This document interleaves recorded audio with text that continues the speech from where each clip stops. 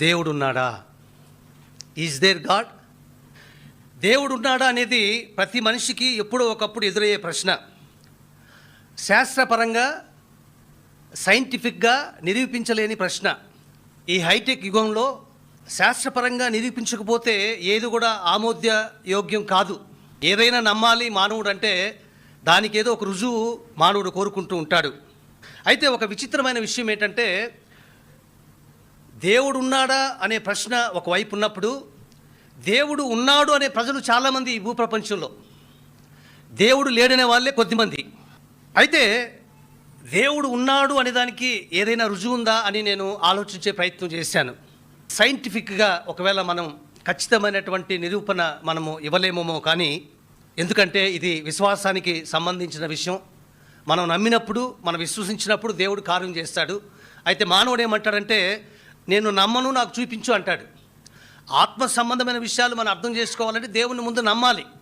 కానీ మానవుడు నమ్మకుండా దేవుడు ఉన్నాడా అని ప్రశ్నిస్తాడు. ఉంటే నాకు చూపించు అంటాడు. ఎవరైనా సరే, ఏ మతస్థుడైనా సరే, ఏ దేశస్థుడైనా సరే, ధనవంతుడైనా సరే, దరిద్రుడైనా సరే, తప్పు చేసినప్పుడు హృదయం గాయమవుతుంది. దేవుడు లేడు అనే వారికి కూడా కాదంటారా? ఒక తప్పు చేసినప్పుడు నేను తప్పు చేశానే అనే హృదయము నొచ్చుకునేటటువంటి ఒక స్థితి దేవుడు ఉన్నాడు అనే వ్యక్తికి కలుగుతుంది, దేవుడు లేడు అనే వ్యక్తికి కూడా కలుగుతుంది. నేనేమంటానంటే, ఆ బాధ చాలు దేవుడు ఉన్నాడు అనే దానికి రుజువు.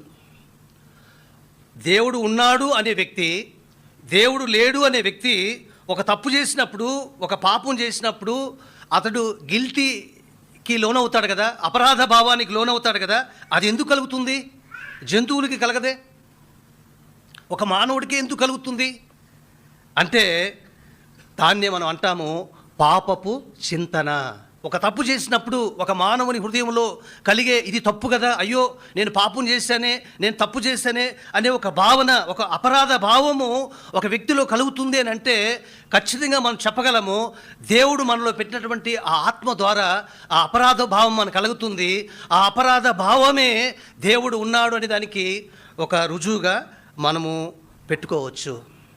ఒకసారి ఒక దైవ సేవకుడు దేవుని వాక్యాన్ని బోధిస్తూ ఉన్నప్పుడు కొంతమంది యవనస్తులు దేవుడు దేవుడు అని ఇతడు ప్రచారం చేస్తూ ఉన్నాడు కదా, ఇతన్ని ఆట పట్టిద్దామని చెప్పేసి వేచి ఉన్నారు. కూడిక అయిపోయింది. వెంటనే పరిగెత్తుకుంటూ దైవ సేవకుడి దగ్గరికి వచ్చారు. దేవుడు ఉన్నాడు, దేవుణ్ణి నమ్ముకోండి అని మీరు చెప్పారు, మంచిదే.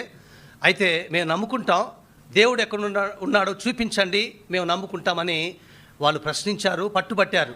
నువ్వు దేవుడు ఉన్నాడని అంటున్నావు కదా, చూపి. అప్పుడు అన్నాడు, మీకు మెదడుందా అని అడిగాడు ఆయన దైవసేవకుడు వాళ్ళని. మీకు మెదడుందా అన్నాడు. ఎందుకు లేదండి అన్నారు. అయితే చూపి అన్నాడు ఆయన. ఇప్పుడు మెదడు చూపించాలంటే ఏం చేయాలి? వాళ్ళు తమ తలలు పగలగొట్టి మెదడు చూపించాలి. అట్లని చెప్పి మెదడు లేదంటారా? వెంటనే వాళ్ళు తమ ప్రయత్నాన్ని విరమించుకొని వారు వెళ్ళిపోయారు. ప్రియమైన సహోదరుడా, ప్రియమైన సహోదరి, దేవుడు ఉన్నాడు అనేది ప్రతి మనిషి హృదయంలో నిక్షిప్తమై ఉన్నటువంటి సత్యము. చాలామందిలో ఈ భూప్రపంచంలో మనం చూసినట్లయితే దేవుళ్ళందరూ ఒక్కటే అనే ఒక భావన కూడా మనకు కనబడతా ఉంది. అయితే దేవుళ్ళందరూ ఒకటే అనే భావన సరైంది కాదు. దేవుళ్ళందరూ ఒకటే అయితే వాళ్ళ రూపాలు వేరైనా వారు చెప్పేటటువంటి సారాంశం ఒకటేగా ఉండాలి, లేదుగా. కాబట్టి ఖచ్చితంగా మనకు అర్థమైపోతూ ఉంది, దేవుళ్ళందరూ ఒకటే కాదు, దేవుడు ఒక్కడే. అయితే ఆ దేవుడు ఎవరు అనేది ప్రాముఖ్యమైన ప్రశ్న. ఎవరు పరిశుద్ధుడో ఆయనే నిజమైన దేవుడు. ఎవరు పరిశుద్ధుడు? పరిశోధన చేయాలి. అయితే దేవుని సత్యవాక్యము సెలవిస్తూ ఉంది. సమూయేలు రాసిన గ్రంథం 2వ అధ్యాయం 2వ వచనం, యెహోవా వంటి పరిశుద్ధ దేవుడు ఒకడును లేడు. యెషయా గ్రంథము 6వ అధ్యాయం 3వ వచనం, సైన్యములకు అధిపతియగు యెహోవా పరిశుద్ధుడు, పరిశుద్ధుడు, పరిశుద్ధుడు, సర్వలోకము ఆయన మహిమతో నిండి ఉన్నదని గొప్ప స్వరముతో గాన ప్రత్యగానములు చేస్తూ ఉన్నారు. 1 పేతురు రాసిన పత్రిక 1వ అధ్యాయము 14, 16 మనం చదివినట్లయితే, నేను పరిశుద్ధుడై ఉన్నాను అంటూ దేవుడు ఏమంటున్నాడంటే, నేను పరిశుద్ధుడై ఉన్నాను, మీరును సమస్త ప్రవర్తన యందు పరిశుద్ధులై ఉండుడి. ప్రియమైన సహోదరుడా, ప్రియమైన సహోదరి, ఇక్కడ మరొక విషయాన్ని కూడా నేను చెప్పాలని ప్రయత్నం చేస్తూ ఉన్నాను. దేవుడు ఎవరు నిజమైన దేవుడు అనేదానికి మనకు బలమైనటువంటి ఒక రుజువు ఏంటంటే ఆయన పరిశుద్ధుడు కాబట్టి. కానీ చాలాసార్లు కొంతమంది దేవుడు చేసేటటువంటి అద్భుత కార్యాలని ప్రామాణికంగా పెట్టుకోవాలని ప్రయత్నం చేస్తారు. దేవుడు తప్పకుండా అద్భుత కార్యాలు చేస్తాడు, కానీ దాన్నే ప్రామాణికంగా చేసుకుంటే కొంత నష్టం జరిగే ప్రమాదం ఉంది. ఏ విధంగా అని అంటే, సాతాను అద్భుత కార్యాన్ని డూప్లికేట్ చేయగలడేమో కానీ పరిశుద్ధతను చేయలేడు. ఉదాహరణకి మనం చూసినట్లయితే, మోషే ఫరో దగ్గరికి వచ్చాడు.